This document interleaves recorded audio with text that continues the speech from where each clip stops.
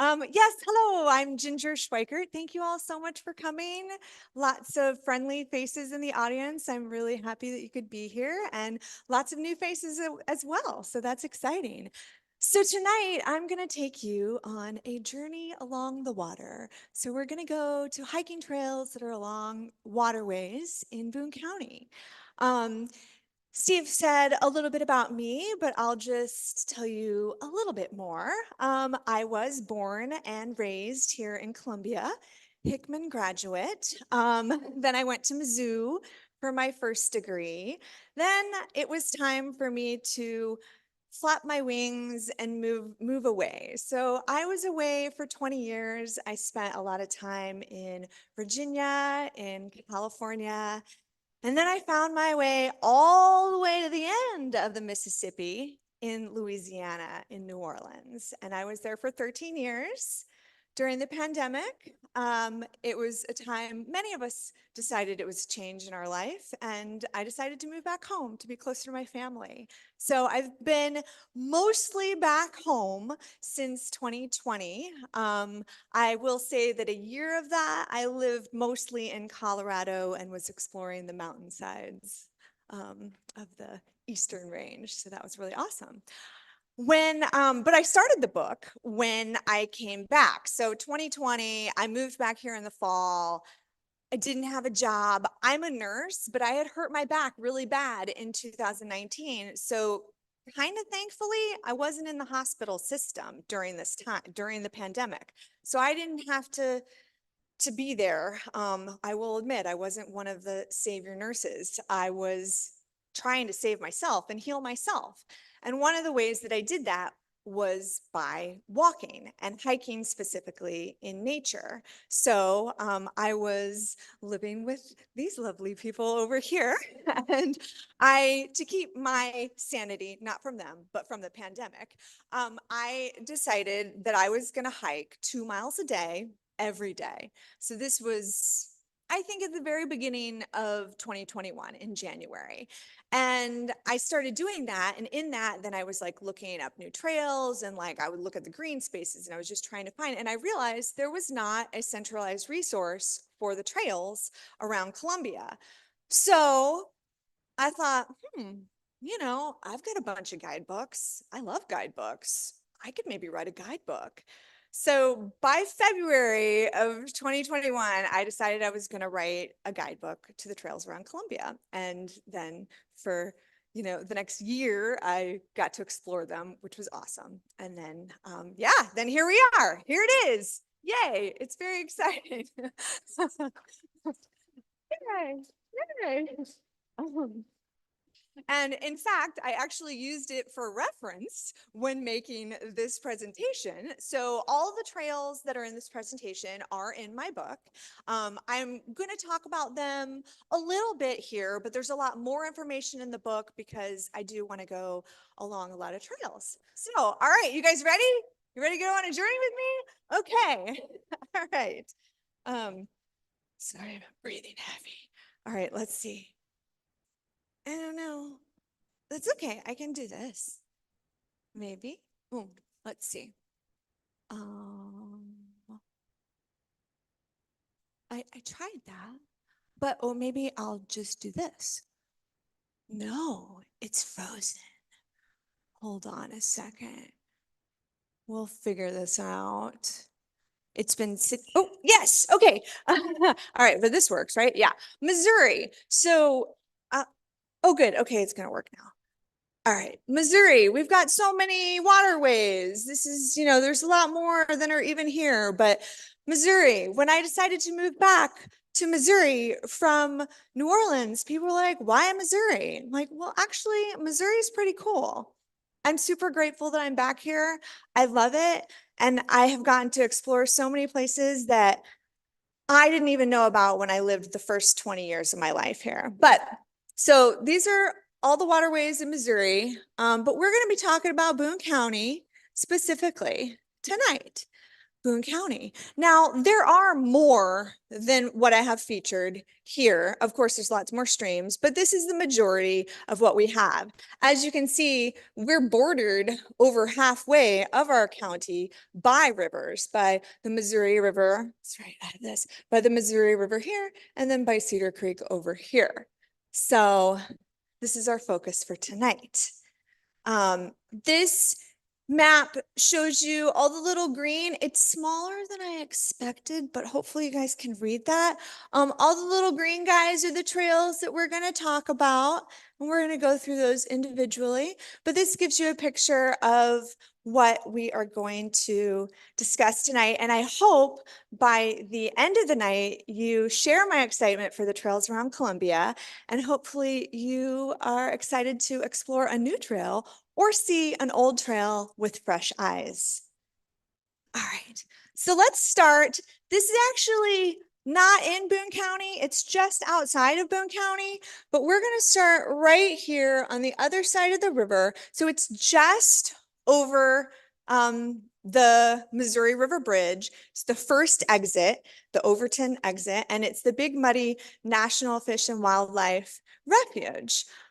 I didn't know that this existed until I started putting together my book. In fact, it was one of the later ones that I added because I just didn't know that it existed. Well, it does, and it's really quite lovely. I do recommend these trails more in the fall to early spring because they're going to be ticky. You know, if you're not afraid of ticks, go for it anytime, but they're going to be ticky and muddy if you go in other seasons. But this trail right here, this is the Levee Trail, and this takes you through a floodplain forest to this remote riverbank of the Missouri River. It's not long, it's super flat, really nice and pleasant. And then you can also take this longer journey around. This is mostly forested, and then this is pretty open. They do suggest that you go in this direction, and you know, why not follow their suggestions. But it's nice, and over here you can see the bluffs, the river bluffs, and it's a nice one that if you've never been out there before, I highly recommend. All right, moving on, we're gonna go just across the river, slightly downstream to Diana Bend. Diana Bend Conservation Area. Many of you have maybe been to these overlooks and not realized that it was actually Diana Bend Conservation Area that you were at. But if you're on, so we've got Rocheport right here. And if you're on the Katy Trail, you cross over Monteau Creek, and then there's the tunnel, the only tunnel on the Katy Trail, built in 1893. I think it's 243 feet long, arched tunnel, super cool. Has everyone been there? Has anyone not been there? Okay, it's okay. You'd probably be shy and wouldn't own up to it. You haven't been there. Go. It's really cool. I highly recommend it. Yes. So yeah, you can check that out. So that's the tunnel right there. But if you take the path to the left, so don't go through the tunnel, take the left, go towards the river, then there's some viewing platforms. You can go up the hill, and there's another viewing platform where you can see out to more river bluffs on the other side. You can see out to the river. You can overlook ponds, some marshland, lots of migrating birds go through there. It's a nice spot. And you can also walk down to the river and see some icebergs, not in this season, but you can see some icebergs in the winter. And you can walk the Levee Trail towards Salt Creek as well. So that's an area that is along the river. All right, so now we're gonna go downstream just a little ways, and honestly, we're gonna pick up the Katy. Now, the Katy Trail, as we know, the Katy, it's over in Boonville too, but I had to narrow down this talk somehow, so that's why I decided just Boone County. So we're going to pick up on the Katy Trail. Now the Katy Trail, it's going to also go way past. It's 240 miles long, but I'm just going to focus on the area that is nearest to Columbia. So we're going to start at Rocheport here. Can you guys see this stuff, or is it like too little? Okay, cool, great. So we're going to start in Rocheport, and from Rocheport, from that tunnel that you gotta go see it. You can cruise down. There. That's better. Thanks. Oh no, you're fine. You're fine. There's some pictographs along the way in between Rocheport and Huntsdale, which isn't featured on the map, but Huntsdale is about here.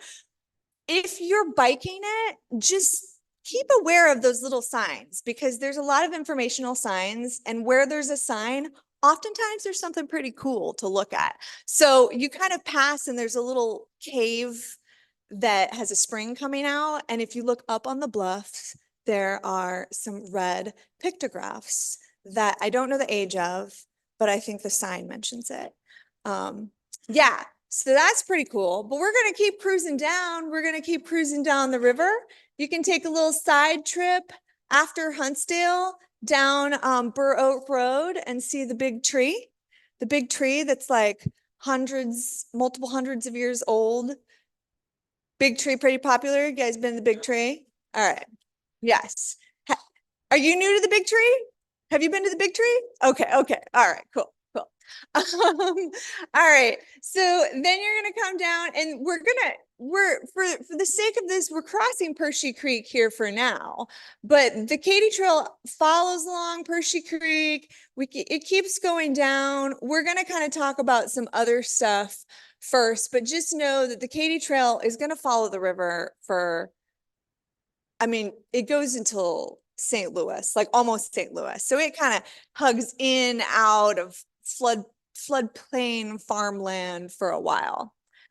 But we are going to cruise on down the river. So we were up here, we cruised the Katy down, and now Katy Trail is on this side and Eagle Bluffs is here. So now let's talk about Eagle Bluffs. Eagle Bluffs Conservation Area. It is a partnership between Columbia Waterworks, Columbia Public Waterworks, and they take all the city's treated water and help fill the ponds. So it was established after the flood of 1993. And as we know, I gotta look at my notes here. Excuse me. Established after the flood of 1993 to restore the wetlands. I think Missouri has lost over 90% of our wetlands. I'm sure the river relief people know all the stats more than I do. And that is, what'd you say? Okay. Okay, cool, awesome. Yeah, well, so it was established, and what it's done is it's brought back the wetlands, and that has brought back migratory birds, and it's been really good for wildlife. And there's also some hiking trails, which is what we're talking about. So there's one that you can access from Katy Trail, and it's the Overlook Trail. So it's here. You can also access it another way. Currently, the actual wooden overlook is closed, but you can still like go up the steps and kind of see out, but the overlook itself is closed. So hopefully it will be restored soon, but it's Missouri Department of Conservation, and I know they're busy doing lots of things. So we've also got this river trail. So this is the river trail. Now up here, we've got like California Island. I didn't put it in, but it's up here for all you river folks. And this river trail, it's like sandy, silty through the floodplain forest.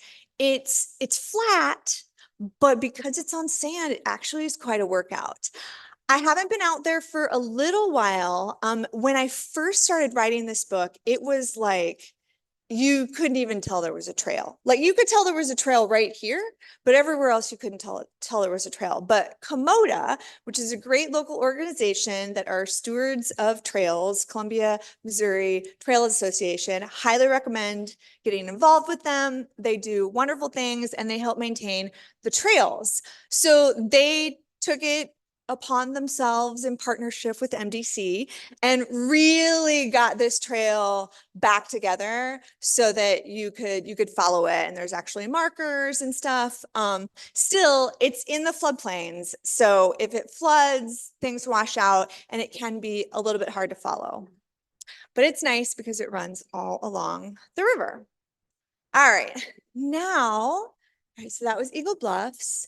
And we already followed Katy. We're going to follow down the Missouri, and then we're going to hit Hershey here. So we're going to go up Hershey, along the Katy Trail, and then just before or just after, is it before or after?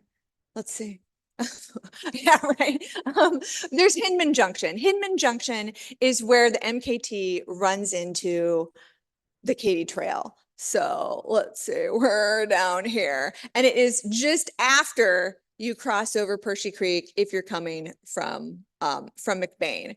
So then the MKT Trail follows along Pershey. So which MKT Trail is great. It is an awesome, I love biking it. It's flat, it's easy. You can listen to music. You can kind of not totally zone out, but like you don't have to pay so much attention like if you were mountain biking. So I think it's a great trail. Lots of people run on it. Lots of people walk their dogs on it. It's wonderful because it connects the middle of downtown all the way to the Katy Trail. And it runs along Pershey for a while. And then it runs along Hinkson Creek. So when it runs along Hinkson Creek, there's some other trails that we're going to talk about. Hinkson Woods is here. We'll talk about that one in a little bit. And then it comes up, and before Martin Luther King Gardens, Hinkson Creek Trail cuts off, and that follows Hinkson. So these are all tributaries that we're following. But the MKT also continues, and it continues up Flat Branch and ends at Flat Branch Park in downtown Columbia. So let's move on down the road. All right, so we were talking about the MKT, but we're going to backtrack now back to Pershey to continue our journey upstream Pershey. All right, so upstream Pershey Creek, then right here, we've got Breckenridge Hiking Trail. I have a feeling that this one's new for many of you because it was new to me when I was writing this book. Is it new to anybody out there? Okay, great. Yes. All right, we've got a new one. That's my goal here. So Breckenridge Hiking Trail. It's a very interesting trail. So this community, this area over here is like a new neighborhood. Maybe most of the houses are like within the last 5 years for sure. A lot of the houses are within the last 2 years because when I first started writing this book, there were no roads. There were no roads here. And now there's roads. They're not featured on the map, but there's a lot more roads here now. So at the end of Smith Street, which is the end of Rollins, like the west end of Rollins, you'll see this tiny little sign that says Breckenridge Hiking Trail, and it looks like you're just gonna walk on this gravel path in like a manicured lawn. But you just have to get to the trees, and then you're in the forest and you're behind the neighborhood, you're behind the houses, you're overlooking Pershey Creek, and it's really quite beautiful and pretty peaceful. It is close to I-70. At some points you can see I-70, so you can hear 70, but it's still really peaceful. So this spot right here, that is where you see this sign. If you come down, there's an intersection and you can walk to the bottom. It's pretty steep, and then you get to Pershey Creek. It's a nice climb back up. You'll definitely be breathing heavy, and the rocks can be slippery, but it's a good climb. From there, if you continue on, you're just going along the back side of the houses until you get to this cutoff right here, where there's a little short cut to an Indian burial mound, which dates back to the woodland period, which is like over 1,500 years ago. It's quite a juxtaposition looking at this mound, and there's like these very large fresh houses like right next door. It's kind of weird. I'm glad that they protected the mound. I wouldn't want to buy a house right next to it.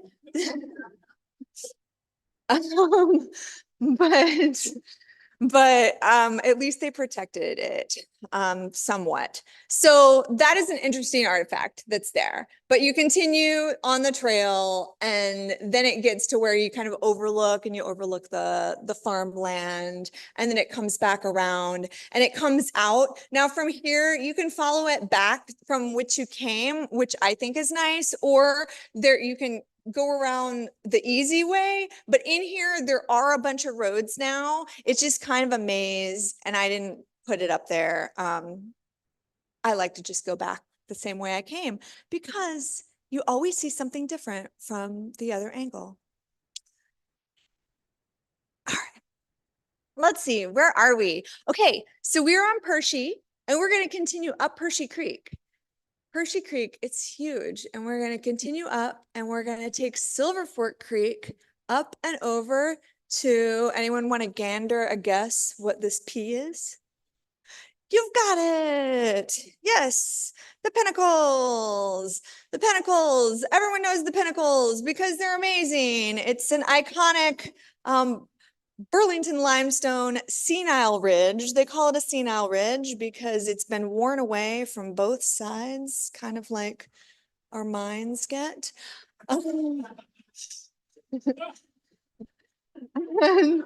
So we've got this, I think it's 75 feet tall ridge in between two streams. And most people, when they go to Pinnacles Youth Park, which is an independent park, by the way, it doesn't get funding from the city. So if you are moved to donate, they accept your donations because that is one of the ways that they receive their funding. So most people, when they go to Pinnacles, they park in the parking lot, and then they just walk, and they cross the creek, and they come up, and then they go back down. That's how most people did it. Most people don't even know there's more trails out there, but the trails are pretty nice. So I like, if you want to take the full loop, you go down, but instead of crossing the creek, you can go down here to Shelving Rock, which is this kind of overcut area that has created a cave. It's really large. It's and it is cool in the summer. So that's a nice spot to go. Then you can actually go up the hill before you take that trail, and you climb around, you kind of go down and up several little ravines, and then you cross the creek here, you cross the creek here, and then you meet back up the same place, but you just done like, a little bit extra, seen a lot less people, and moved your legs a bit more. Then you can go up to the grand finale here, but I also recommend to continue on going. If you haven't taken the northern loop, it's great. Just keep going, keep following the trail. There'll be a way that you could come down here. My knees prefer to go down the slower route. It's less incline, a lot easier on your knees than Heart Attack Hill, which the name Heart Attack Hill is on a sign at the bottom. So from the top, you won't know it. From the bottom, you'll know it's Heart Attack Hill because I think it's like such a steep hill, you'd have a heart attack going up. From the top going down, it's like you almost had a heart attack because you didn't fall all the way down. And then you end up back at the parking lot. Pinnacles is, iconic. Everyone should go if you haven't gone yet. All right, so let's see, which way did I go? I need to go this way. There we go. Wait. Yes. Okay. Let's have a drink of water here. This picture is actually of the Pinnacles. So like, this is the Pinnacles. It's just from like another viewpoint. Oh yeah, that is going to be right around in here.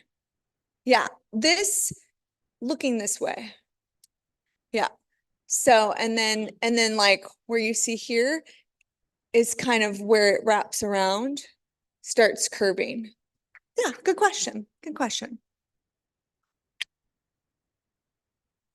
All right. So now we are going to go back down Silver Fork Creek to hit Pershing.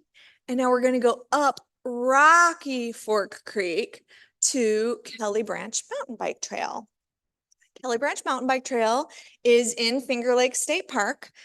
Finger Lake State Park used to be a coal mine, and it was a reclamation for recreation project that turned it back into Finger Lakes. So they took all those pits and let water fill them, and they connected them with dams to create skinny little connections, which is why it's called Finger Lakes, because they're like skinny little fingers connecting them.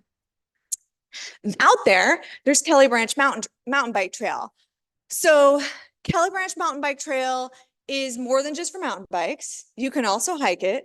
It's excellent hiking.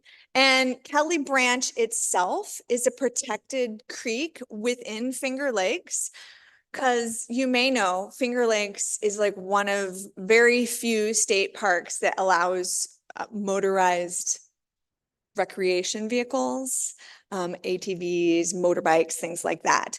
So if you go out there on the weekends, you're definitely going to hear them, but you won't encounter them directly on Kelly Branch Trail. Yeah. There's also a water trail at Finger Lakes that has buoys that you can follow along if you're in a kayak or canoe. But Kelly Branch Mountain Bike Trail, this is the parking lot. And if you haven't noticed yet on my maps, I like to have a notation of what kind of bathroom you might encounter.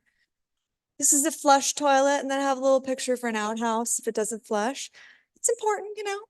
Um, so there's like a little northern loop, and then there's a couple other loops down here. It's recommended that you take it counterclockwise so that you start here and you go around. Now that is definitely important if you're mountain biking, because it's a single track trail. So if you're on a mountain bike and you're going not the direction that everyone expects, then you could have a collision. So that's why it's recommended to do it counterclockwise.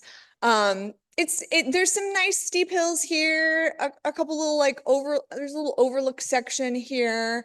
And then before you make this second creek crossing on Kelly Branch, you can come down this new section that is also thanks to Komoda and state parks, of course. They work with state parks, but they definitely did a lot of the work creating this new 1.5-mile section that really made this trail more enjoyable for people to take time to go do on a mountain bike. Sometimes mountain bikers don't want to do just like a 3-mile trail, because like if you're mountain biking, you're gonna get 3 miles is like 10 minutes, you know? So then you can continue on across the creek and go down. There is a little like waterfall.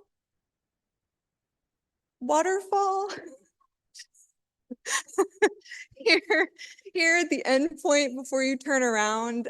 If it's really raining, it can kind of look like a waterfall, but if you've seen it, it's like it's a trickle. It's a trickle. It's like a drainage trickle, but we're gonna say it's a waterfall. You can come back up. And then if you're feeling fun and festive, there's a pump track at the parking area. A pump track, it's like a skills course for mountain bikers, but you can also do it on like skateboard and maybe roller skates, although roller skates might be hard because some of it is like gravel in between. So that is Kelly Branch Mountain Bike Trail. All right. Next, we're gonna take Rocky Fork Creek back down, but we're not gonna quite hit Pershing because Bear Creek comes into Rocky Fork Creek. And Bear Creek has the Bear Creek Trail. Bear Creek Trail is about 5 miles north of town. It's part of the Columbia's Greenbelt, and it's gravel, So that's nice. So one of the things I didn't say that I'm focusing on here and that I focus on in my book is I focus on natural surface trails. There's like one trail in the book and in this presentation that I have that is paved, but there's like a little dirt section of that. Pretty much everything else is going to be either the like gravel or it's going to be like totally natural surface dirt. Bear Creek Trail is gravel, except for this section here. This section is the boardwalk section, which is actually the underneath of Creasy Springs Road. So you can start at Cosmo Park. There's a couple entrances that you can start at. One is like by the skate park, and then the other one is towards the end. I don't know what it's technically called. Okay, it's also known as the Craigslist lot. Okay, that's the T-ball lot. All right, so you can start there and then you can come down and it starts running right along Bear Creek, which is why it's aptly named Bear Creek Trail. And we're gonna continue on. We're going through under Creasy Springs. There's several underpasses that it goes under. Creasy Springs is the only place that has a boardwalk. There are a couple bridges, but we're gonna keep on going, keep following it, and it goes all the way to Albert Oakland Park. It's a good trail if you live up north. It's a good trail to get from somewhere on the northeast of town to the northwest side of town. Okay. So that was Bear Creek. So we're here. We're gonna go back down Pershing and we're gonna pick back up on Hinkson Creek because we didn't talk about all these other things on Hinkson Creek. Hinkson Creek is great. We did talk about how MKT Trail cuts off, runs along Pershing, and then it starts running along Hinkson when Hinkson goes into Pershing. So right here is the MKT Trail. Now this is another section that also may be new for many of you, is Hinkson Woods Conservation Area. So it is run by Missouri Department of Conservation. It's I think about 70 acres, and it's got lots of winding Hinkson Creekside. And then you've got these trails in the middle. They're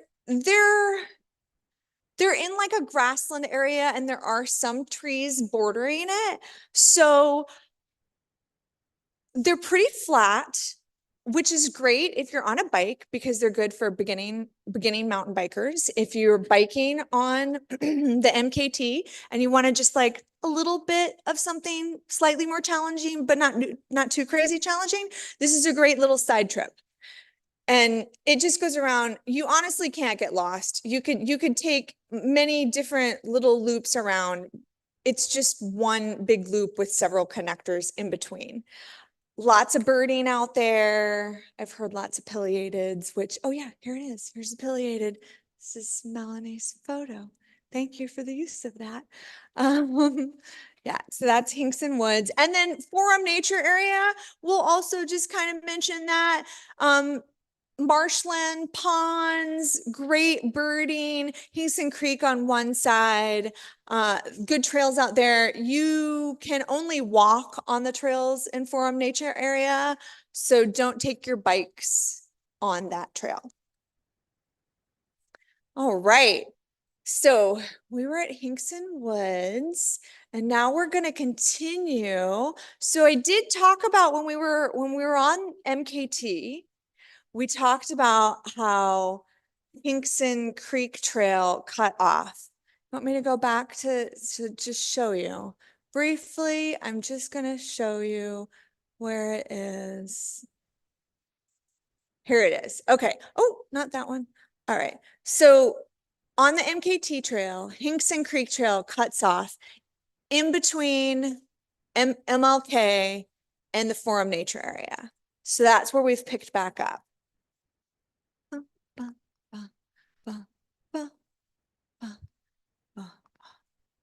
Okay, so here we are.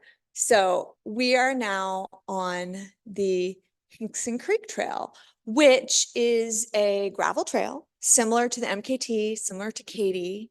You can join them all for a very large adventure. Hinkson Creek Trail goes from the MKT to Grindstone Nature Area. And right here through this, it's through Hinkson Valley Nature Preserve. Hinkson Valley Nature Preserve is, it was land that was donated to the Nature Conservancy that then went to the Greenbelt Trust of Mid-Missouri. And we have Hinkson Valley Nature Preserve. So we've got another really cool beginner mountain bike trail, or just a side trip trail if you want a little bit of extra, and that is Woodpecker Hollow.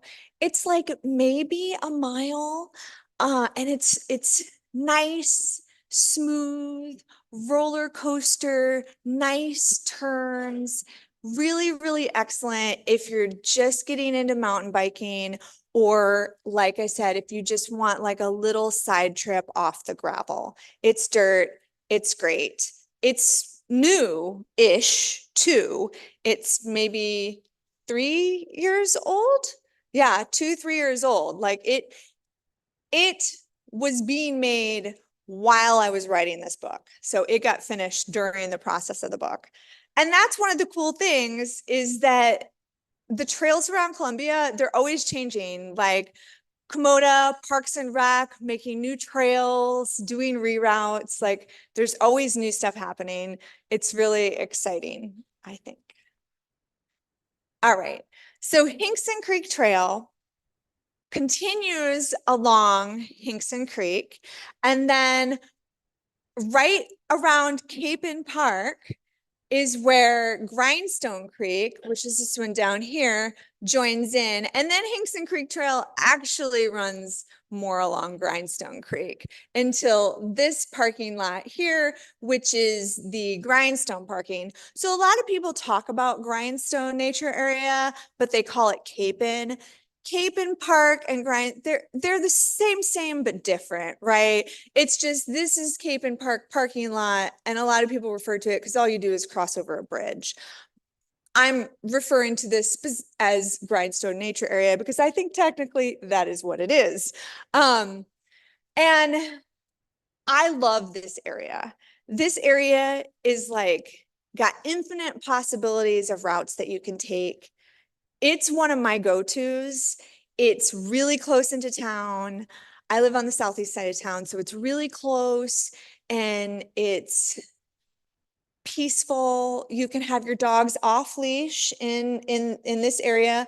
You can't have your dog's leash off leash on the actual Hinkson Creek Trail. So that's just an important detail, and it is marked. There's lots of signs saying that, reminding people of that. So Hinkson Creek Trail is what we've been following. We're gonna also, I'm gonna take you on my favorite loop out here at Grindstone Nature Area. So I like to start here, and then when you're walking, you can see the bridge, but instead of crossing the bridge, there's a little like trail that comes back along Grindstone. And then there's these trails down here that a lot of people don't know about. There's Grindstone Ridge Trail and Spring Creek Trail. You'll pass by the old spring house because this area used to be a dairy farm. There's like the silo that you pass. There's a silo right here. It's where they house the grain for, and the spring house is like 2 stone structures that are open now, and that's where they used to put the milk in to keep it cool, because there's Spring Creek keeping it cool before they had refrigerators. Yeah, so you can follow this. It's a nice ridge trail, super peaceful down here, one of my favorite places. And then you can cross the creek and you can follow the creek trail. So the creek trail runs along Grindstone Creek, right alongside Hinkson Creek Trail. Just, it's single track, less traffic. Many of you have probably been on it. It's a good one. And then you can take a big loop all the way around. There's some nice overlooks of the creeks along in here. And yeah, that's Grindstone. Love it. One of my faves. So this is the only paved section of my book and then of this presentation, because right here is the Grindstone parking lot, and you can just continue up Grindstone Creek on this nice paved trail, which it's nice to have some paved trails in your repertoire when it's really muddy, or you want to go fast on your bicycle. This section right here is dirt, and it connects these upper parking areas as well. So, all right. Are you guys following me on this journey? Where are we? All right. Okay. So we just finished at Grindstone, and I'm going to say we're going to follow Grindstone back where it comes into Hinkson, and then we're going to follow Hinkson up. And this is just an honorable mention. I don't have a map of it, but Hominy Branch Trail, honorable mention of a paved trail. And if you wanted to go full force, you could take Hominy Branch Trail from north of I-70 down. You could do some like a little bit of roading to get to Grindstone Creek Trail, Grindstone Creek to Hinkson Creek Trail, and then you're on the MKT, and then you hit the Katy, and then the world's your oyster. So that's the beautiful thing. And all of these trails follow along creeks. So that was our honorable mention, but we're going to continue on up Hinkson because we love Hinkson, and we're going to get all the way up here to where Hinkson's little to Wildhaven. Wildhaven Nature Area is a Columbia Audubon Society area. This is another new one for me when I started writing this book. It may be new for a lot of you. They have a bunch of different colored sections, and all these loops are really quite short. So you can go out there and you can just like tootle around for 15 minutes, or you can take all of them and be out there for several hours. So up here, there's an old Christmas tree plantation. So that trail kind of goes through that. And then we've got two ponds. There's like a little prairie in the middle. This one goes along the ponds, crosses a little intermittent stream.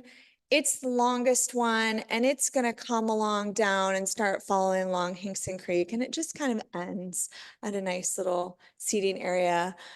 Because it's Columbia Audubon Society, it's a peaceful area. They're all about restoring the land so that nature can come back for the habitat. Lots of good birds, lots of good wildlife out there. I know some of my friends have started to enjoy that area a lot. So if you do live north of town, or if you find yourself north of town and want to check out a new area, it's a good one to take a peek at. All right, so that was Wildhaven. We're gonna cruise back down Hinkson all the way, hit Pershing, and go back to the Missouri River. We don't go downstream very far, and then we hit Little Bonfim. So Little Bonfim is gonna take us to Rockbridge. Rockbridge, who doesn't love Rockbridge? I mean, Rockbridge is great. Now, it's funny because for a while, I wasn't spending hardly any time at Rockbridge, but over the last year, I have spent so much time there. And one of the reasons why is because the trails are so well maintained that you can go hiking out there and not have to worry about ticks and poison ivy. And like, I don't know about you, but I don't like ticks. I'm over it. I've had too many of my friends get tick diseases. I don't want it. So I just try to avoid the ticks during tick season. So this is my go-to, especially in the summer, is Rockbridge. And Rockbridge does have Little Bonfim, which is a great creek. And then Little Bonfim, Clear Creek dumps into Little Bonfim, as well as Gans Creek does as well. So, Rockbridge is kind of similar to Grindstone, and that there's really an infinite amount of possibilities that you can take out there, depending on how long of a journey you want. I like to do at least an hour or two when I go out there. So I'm going to take you on my favorite long journey. I like to start up here at the upper parking lot, and we're gonna go on the Deer Run Trail, which is a nice and like rolly, rocky, and then it starts to flatten out down here and it runs along Little Bonfim. And you could just continue on and stay on Deer Run. I like to cross the creek here. Now, this is a real creek crossing. So sometimes there's bridges. There's another bridge, like a real bridge over here. But this is a real creek crossing. And it's real in the sense of there's like, sometimes there's stones, sometimes there's branches, sometimes there's nothing. When there's nothing, all you have to do is just walk through it. Like, your shoes will dry. It's totally okay. When I first moved back here, I met somebody out there and they were like, "Oh, how'd you cross the creek?" I'm like, "I just walked through it."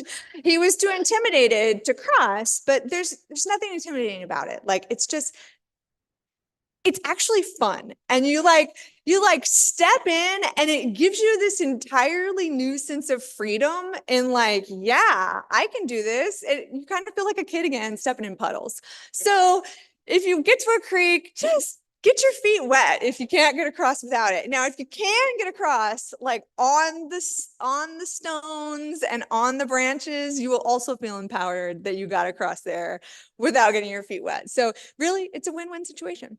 All right, so we crossed the creek and we're gonna continue. Now we're on Springbrook Trail. And I like to then hit this White Connector 4. This little section, I somehow missed it. Like I'd lived here for 20 years. I'd been out to Rockbridge as a kid, totally missed it until now. I love White Connector 4. White Connector 4, very rarely do I ever see anyone out there. Now I will, but I'll see you guys. So it'll be cool. All right, so White Connector 4, and then you're gonna take that and you're gonna get on the Sinkhole Trail, which the Sinkhole Trail is awesome because it's got a lot of really good informational signs. So if you want something shorter, but you want a little history, you can start down here at Devil's Icebox and you can just do the Sinkhole Trail and you can get a lot that way. Sinkhole Trail is good to take people from out of town who've never been to Devil's Icebox because you can start on that, but then you can end at Devil's Icebox and they'll get a little bit of history as well. All right, so Sinkhole Trail, and then we're gonna get back on Springbrook and go all the way back up. And then there's a little connector trail through here. And that I think is like over 6 miles. If you do all of that, it might be like almost 7. So that's a big, long journey. All right. Gants Creek Wild Area. Gants Creek Wild Area is also, it's part of Rockbridge, but I kind of hold it a little bit separately because it is different in how it's maintained.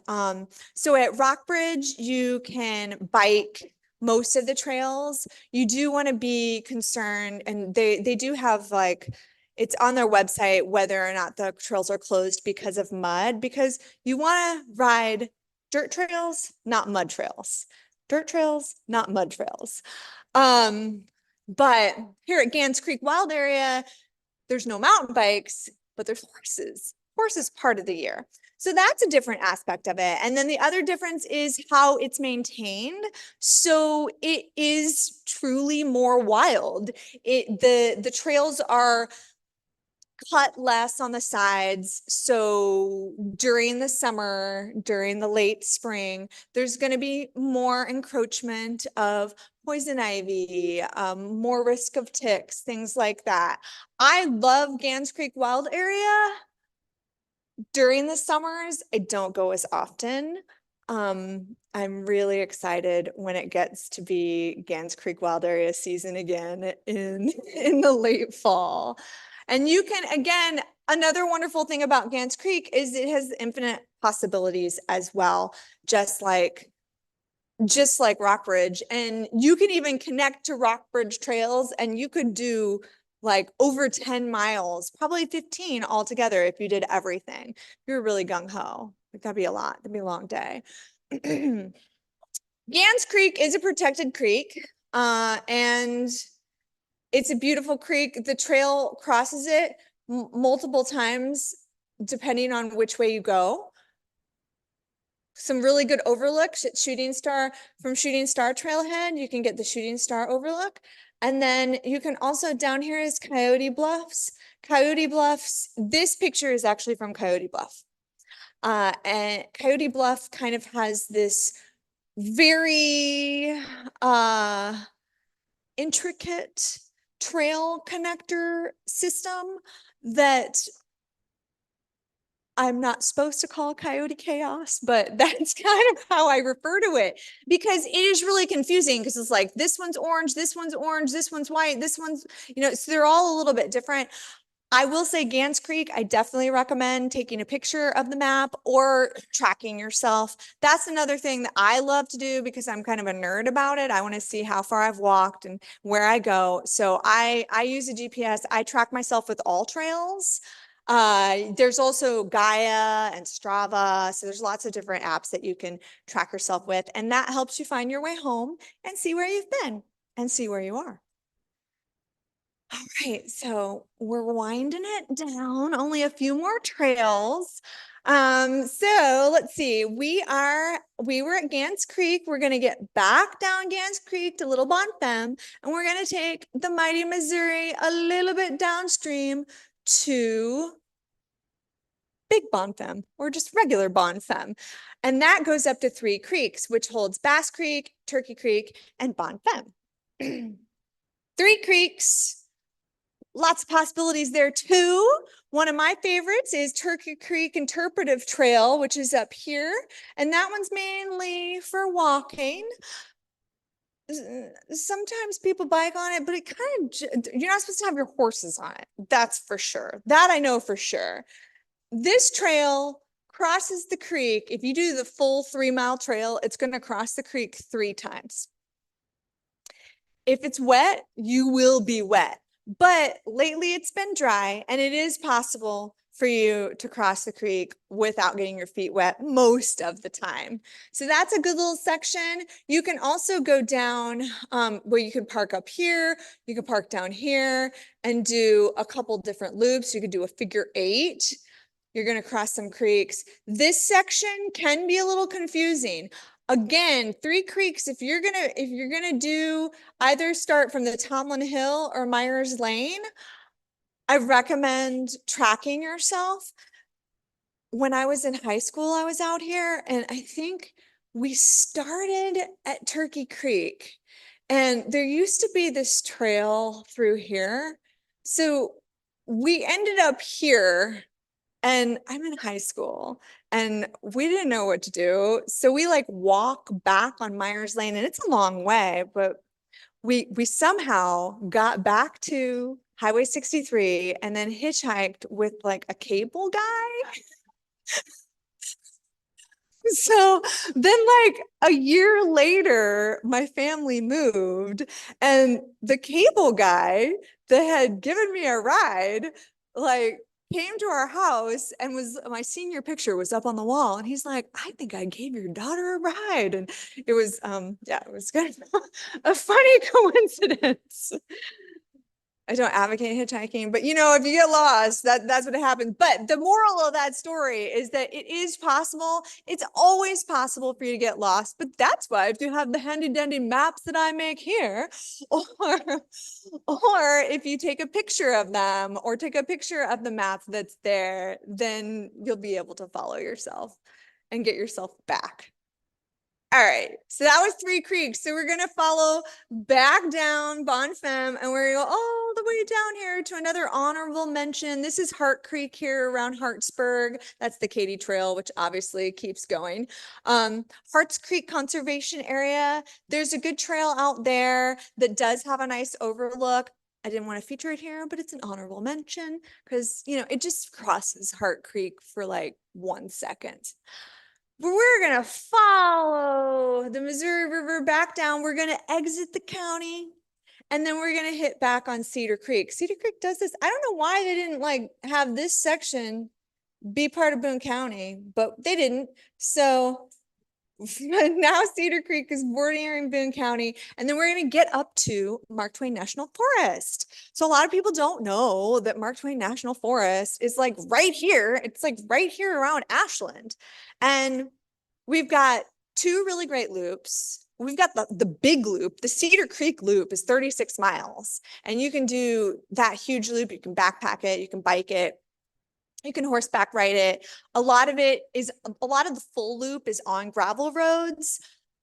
The two loops that I'm going to talk about here are dirt paths. So Smith Creek Loop. Smith Creek Loop, where this picture is right here, is at the end of Rutherford Bridge. So Inglewood, I've got directions and stuff to all these locations in my book, but just to get through everything, I'm not telling you exactly where it is. But the end of, like, if you're going out to Inglewood, so the airport road, then the end of that Inglewood Road is Rutherford Bridge. So you park there, and this is the bridge you cross. Rutherford Bridge is over 100 years old. It's been to where you can't drive on it since like the 70s. And now it is the access to the Smith Creek Loop. So you start here, and you can go either direction. I tend to usually come this way. Right here, you've got some really nice overlooks of Cedar Creek that you can look out onto this like big farm, big and broad. But it's called Smith Creek Loop because Smith Creek is here, and Smith Creek then dumps into Cedar Creek. The loop goes all the way around. You can also access the Cedar Creek that way too. There's another little trail there. That's another section. That's the Devil's Backbone section of the Cedar Creek Trail. And this is going to come along. This section is more like a road. Right here's another section, Paris Fork section. That's going to go to Paris Fork, which is down here. We're going to keep following the loop around, cross Smith Creek again, and come back. You are on roads for just a tiny little bit here and a tiny little bit over here. You're on roads, but most of it is single track. This section is an old road, so it's pretty wide. And if it's been muddy, it can be kind of ruddy, especially if there's been a lot of horses out there. So that's Smith Creek Loop. It's like six or so miles. It's a good size loop. Then we've got Moon Loop, the Moon Loop Trail. Yeah, I'm getting some heads nodding. Love the Moon Loop. Yeah, so the Moon Loop right here, I'm crossing Big Branch. This picture is taken right here at this little creek crossing. I personally like this parking lot the best. This one is super steep. Like if you got a 4-wheel drive, you can get up it. This one's good and it has a nice sign. It's easy. And then you get this little extra. It is a little extra because kind of sort of like, I refer to this trail as a lollipop trail, but it's really more of like a spider web trail. It has like a middle, and then there's all these little sections that come out of it. There's also this lower section that I call the lower loop of the moon that you can take. Part of it's on the road, but there's this nice, it's a very short, but it's a nice section through the trees and crosses Stump Creek here. So if you wanted to make a really big loop, you could take that lower loop of the moon and add it on, or you can just do the main loop. The main loop is going to be like under 6 miles to do all of it from here. It's called the Moon Loop because after the 1930s, after the Dust Bowl, it looked like the appearance of the moon. It was just barren. 100 years later, nearly 100 years later, it's like super lush, lots of trees, lots of moss, and it's really lovely. So that's the Moon Loop. All right, so that was our journey. That was our journey. You guys tired? Your feet tired? So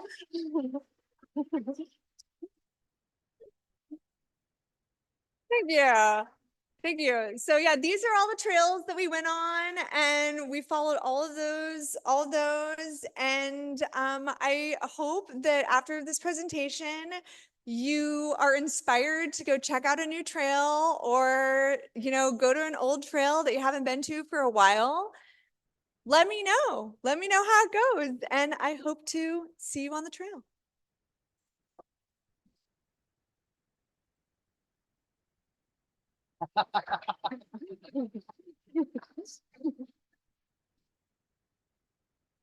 All right. We're going to see if anyone has any questions. Yeah, totally. Or stories. If you have a good trail story that doesn't involve ticks. Of course you do. So the tunnel that right off the top, the tunnel at Roachport, climbing up to the top of it and going down to the north side, where that's a pretty thing. You can look over the city of Roachport. It's really pretty. But I'd mention that. Yeah, thank you for mentioning that. Yeah, I think I just focused on that you could look back out over the river, but you can also look over the town. Yes. Yeah. Hold up. So like while you're putting this together, like what was like the biggest surprise? Like the thing like you had like never heard of before that you were like really amazed by, or like a place you'd never been that like just kind of blew you out of the water? Yeah. Okay. Well, gosh, I mean, when I was creating this book, there were a lot of new trails that I discovered. Wildhaven was definitely one of them. The Big Muddy, I didn't even know about the Fish and Wildlife Refuge. Somehow I didn't know that existed. Let me see. I think though, one of my favorites that I discovered, I didn't talk about here, but that is Columbia Audubon Nature Sanctuary. Yeah, it's over like off Bray. Yeah, I really love that area. And that was just like a random find. I was delivering a present for someone's parent for Christmas. And then I'm like, what is that? That looks like a park. And that's how I discovered it. So I would say that was like a big surprise. That was the biggest surprise because it was just right there and it'd been there forever. Maybe not forever, but it'd been there for a long time and I'd never noticed it. So yeah.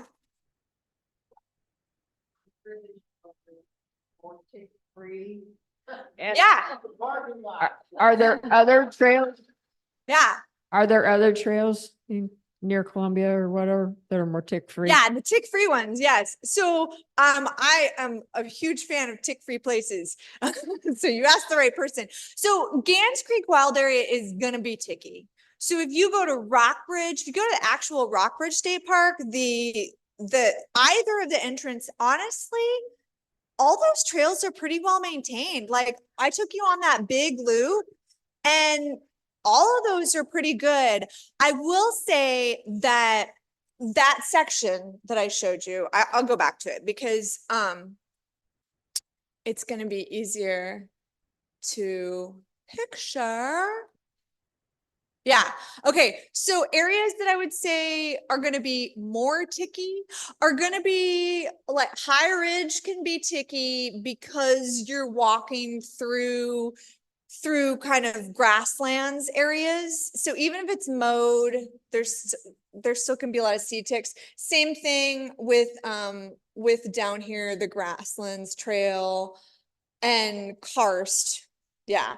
But this section that you can access from the Devil's Icebox area and from the upper, those are really well maintained. Now, sometimes down here in the floodplains, it gets a little thick.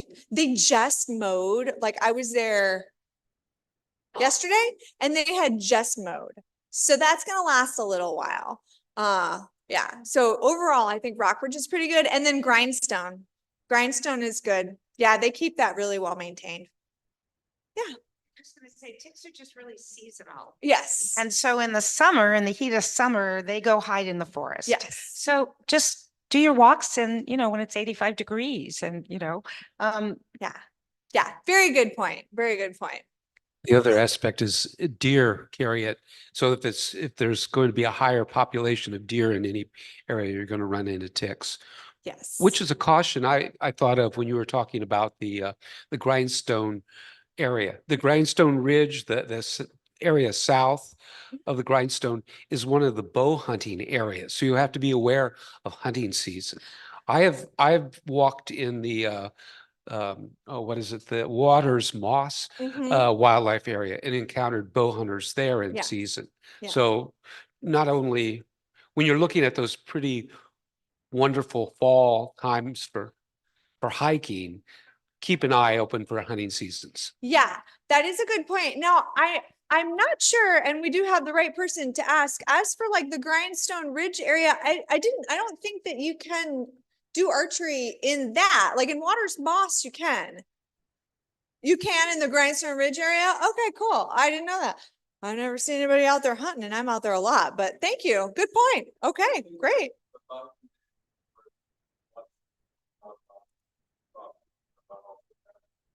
Wait, where again?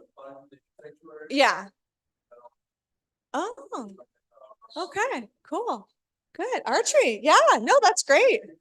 Yes, yes, that is important. And, you know, wear bright colors for sure. Definitely when you're out in during hunting seasons, particularly in rifle season. Yeah. Are the pinnacles full of ticks? Um, I'm sorry that I made everyone scared of ticks. I didn't mean to do that. So if you take that shorter pentacle route, like just to the pentacles, you'll probably be fine. It really depends on if it's been maintained. So that's kind of, I think a lot of Boy Scouts and stuff maintain that area. So the wider trail, if they've kind of done a little weed whacking recently, you'll probably be fine. Otherwise, really what it is if you brush up against plants, then they're going to be more likely to catch on to you because they're like on the plants. They can drop from the trees, but usually they're going to come from the plants that you brush up against. So if you kind of create a little dance when you walk on the trails through the things that overhang, then you'll be less likely. And you can also, you know, wear pants that you can see. Like I tend to wear pants that I can't tell what's happening on them because there's so much other pattern. But if you wear like a solid color that's light, then you'll be able to see if there's ticks, and then check yourself afterwards and you'll be okay. Yeah. So I didn't mean to make everyone scared of ticks. Any more questions? Yeah. So I work for the Big Muddy Wildlife Refuge, Thanks. and there's actually one more trail. It's out of your area, but it's the St. Albert's Island trail. So you go down to Jeff City and then go on 100 for a bit, Okay. and then it's like a 1.5 mile like there and back loop, but you get a really good overlook of the river. And that's from Jeff City. And can you Jeff- describe where it is again? Sure, you go to down in Jeff City and you go east on 100, Okay. and it's like I can give a more accurate description or post it somewhere, but Cool. it's kind of Yeah. like a gravelly trail going through the bluffs, and so it's like Nice. it's on the bluff side of the river. Nice. So Okay. you get a really good like view of Yeah. all the cottonwoods and everything. Cool. Thank you. Yep. Yeah. Yeah. That's a good one to know about. Yeah, out of your area, but still pretty Yeah. cool. Yeah. It's a St. Albert's Island. It's a unit of the Big Muddy. Awesome. Thank you. Yep. Cool.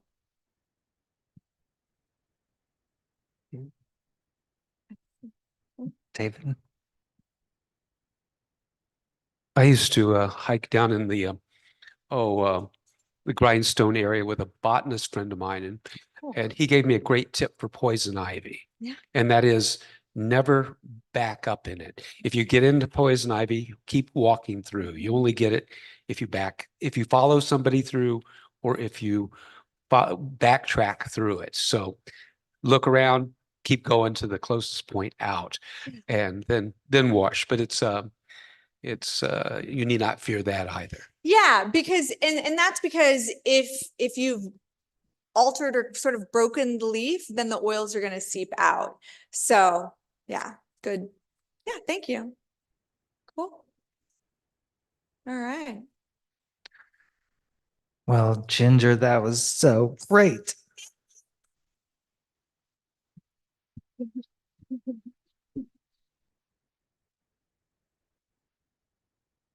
This is such a treasure to have this book to refer to all these cool trails. You've done such a great job with the maps. You know, they're really clear. They have tons of great information on them. And Ginger is selling books. How much are they, Ginger? The books are $30. Yeah. It's called Columbia Trails, over 300 miles of hiking, biking, and horsing around in mid-Missouri. So Awesome. Yeah.